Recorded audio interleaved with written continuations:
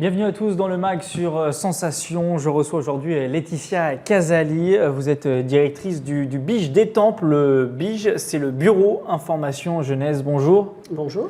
Alors tout d'abord, première question un peu basique. Qu'est-ce que le BIJ, le Bureau Information Jeunesse? On croit savoir que vous vous adressez aux jeunes, mais qu'est-ce que vous êtes, qu'est-ce que vous faites concrètement dans les grandes lignes? Dans les grandes lignes. Donc, le Bureau Information Jeunesse, déjà, c'est un service municipal de la ville d'Étampes. Donc, le mot BIJ, en fait, est un label. Donc, on fait partie du réseau national de l'information jeunesse, c'est-à-dire qu'on a une mission. Notre mission, en fait, est une mission de service public, informer donc les jeunes, tous les jeunes, en partant de leurs besoins sur tous les sujets, en fait, qu'ils désirent, transversaux, voilà, sur tous les sujets, par tous les moyens appropriés. Donc, c'est ce qui fait qu'on développe énormément de l'entretien face à face. On va jusqu'à des informations collectives, donc pour différents publics, différentes situations, différents thèmes. Le BIJ à Étampes, c'est plusieurs endroits où vous êtes présent. Il y a un vrai maillage. Je suppose que c'est le fait d'une volonté de votre part d'être présent sur tout le territoire. Et tout pourquoi? à fait. Donc le Bureau Information Jeunesse, en fait, on a le volet en fait, qui est le siège social en fait, sur le centre-ville. Et puis on a deux antennes donc, sur deux quartiers, deux entrées, enfin on va dire deux entrées de ville.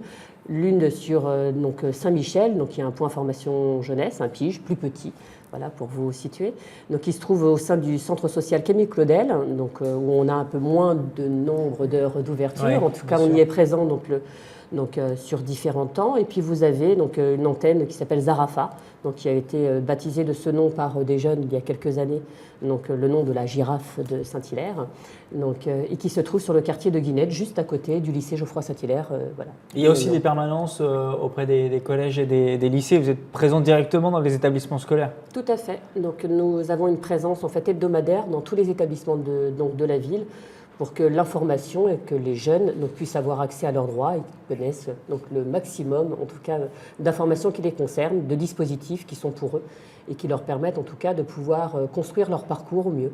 Vous le disiez, vous intervenez à plein de moments, on va dire, de la vie du jeune. Quelle est quand même la raison pour laquelle les jeunes, par exemple, viennent vous voir le plus souvent? Est-ce que c'est pour trouver un emploi, un stage, en termes d'orientation, d'aide financière? Est-ce qu'il y a quand même des points forts, on va dire, qui ressortent? Alors, qui ressortent, on va dire, nous, on a la particularité aussi d'avoir un espace public numérique au sein de notre structure, c'est-à-dire le volet numérique est aussi important. Donc, jeunes et moins jeunes, en fait, viennent dans notre structure pour être accompagnés, puisque la dématérialisation est quelque chose d'important aujourd'hui. Et le public se doit d'être accompagné, parce que ce n'est pas parce qu'on est jeune qu'on maîtrise toutes les technologies, loin de là. Moi, j'ai au sein de mon équipe 2 animateurs multimédia qui accompagnent les jeunes sur cette partie. Donc jeunes et moins jeunes. Et puis vous avez donc de l'entretien en face à face où le jeune vient, il est certain chercher un job, mais il manque de formation. Donc un petit job pour l'été, un job pour les vacances. Il souhaite partir à l'étranger, mais il demande quels sont les soutiens possibles. Il veut poursuivre ses études, mais ça coûte cher. Donc il a d'autres questions qui peuvent être des questions aussi de santé ou juste il perd pied à l'école. Donc l'ensemble de ces questionnements qui peuvent être portés par les jeunes nous permettent avec l'ensemble de l'équipe, j'ai aussi des éducatrices spécialisées dans l'équipe qui permettent de faire le point et de faire le point également avec les partenaires locaux puisqu'on ne travaille pas seul. Donc lorsqu'on parle d'orientation, on est en lien avec le CIO, donc le Centre d'information et d'orientation. Lorsqu'on parle d'emploi pour des jeunes de 16 à 25 ans, on travaille avec la mission locale, on oriente les jeunes en fonction de leur statut, de leurs besoins, donc vers les partenaires qui peuvent aller encore plus loin. Le BIJ ne peut le faire. Mais ce qui veut dire qu'aujourd'hui, un jeune qui nous écoute et qui a une question, n'importe laquelle de ces questions peut venir vous voir, vous solliciter et vous la poser. Et vous n'aurez peut-être pas la réponse tout de suite, mais vous pourrez en tout cas l'aider et le conseiller. Parfois, c'est aussi conseiller vers les bons partenaires. Exactement. C'est en tout cas un jeune en général, lorsqu'il vient pour chercher un job ou toute autre chose, donc souvent c'est une première demande, mais derrière cette demande, il y a plein d'autres besoins. Donc ce qui est important dans un entretien et dans un accueil en face à face, c'est en tout cas d'être certain de répondre à la totalité de ses besoins. Parce que Dieu sait que derrière un job, il peut y avoir un problème en fait, d'endettement, il peut y avoir un problème de logement, il peut y avoir des problèmes de santé. Donc on doit faire des choix sur ce qu'on doit ou pas, ce que l'on peut ou pas dépenser avec son porte-monnaie, ses réalités.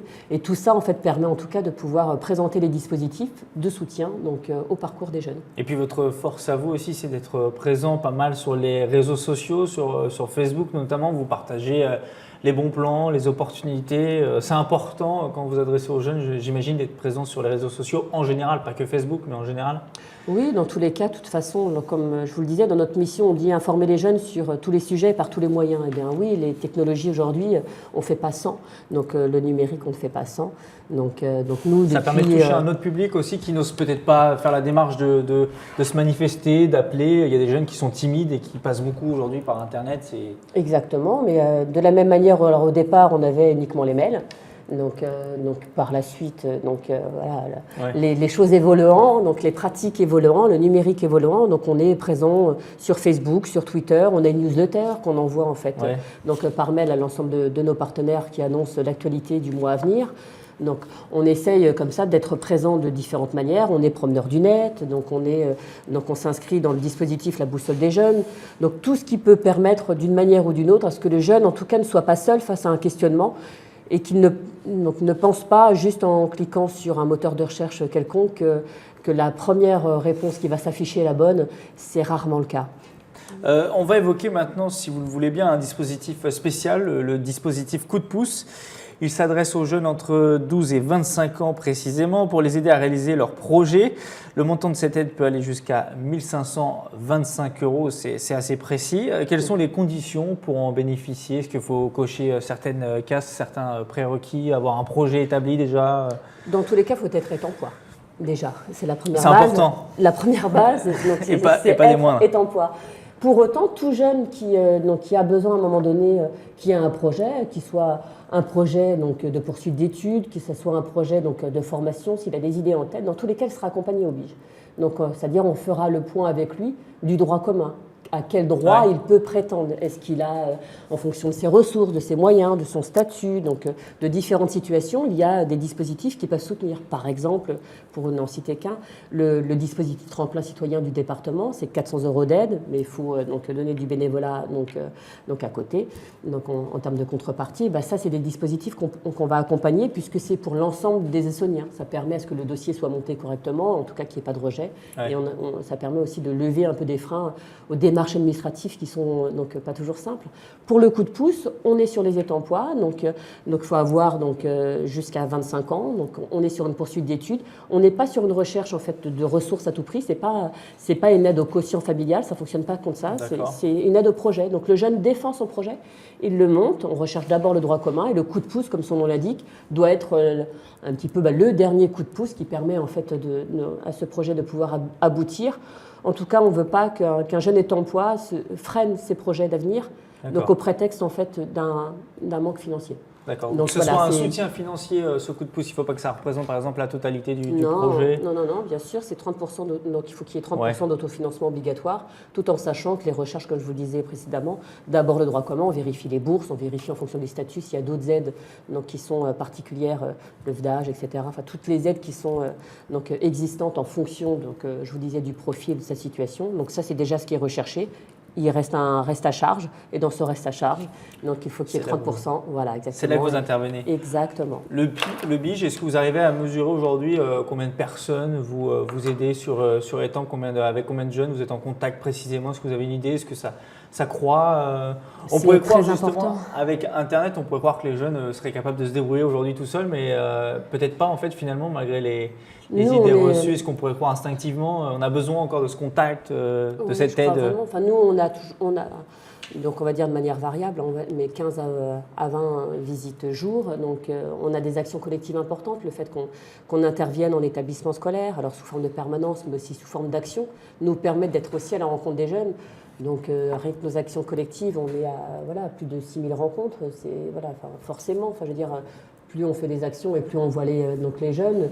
Et de ce premier contact, ça les invite, on se fait connaître, ça les invite aussi à venir nous retrouver sur d'autres temps, donc si possible, soit au sein de leur quartier, soit au sein du centre-ville. Et pour tous les jeunes, donc même les jeunes des alentours, les jeunes lycéens, les jeunes étudiants, donc bien sûr, peuvent venir nous solliciter en numérique ou en physique. Et en numérique, ça se passe notamment sur le site internet de la mairie d'Étampes. Oui, et donc de toute façon, le BIJ est relayé sur ce site, sur le site de la ville d'Étampes. Puis comme je vous le disais, donc le Facebook, bien évidemment, le Twitter, enfin bref. Les choses je pense classiques que tout le monde connaît. on peut nous trouver. Merci Laetitia Casali d'avoir été avec nous, d'avoir répondu à toutes ces questions. Je vous rappelle que vous êtes directrice du BIJ d'Étampes, le bureau information jeunesse d'Étampes. Merci à vous. C'était le MAG sur Sensation. Vous pouvez retrouver cette émission en podcast audio et vidéo sur notre site et notre application Radio Sensation.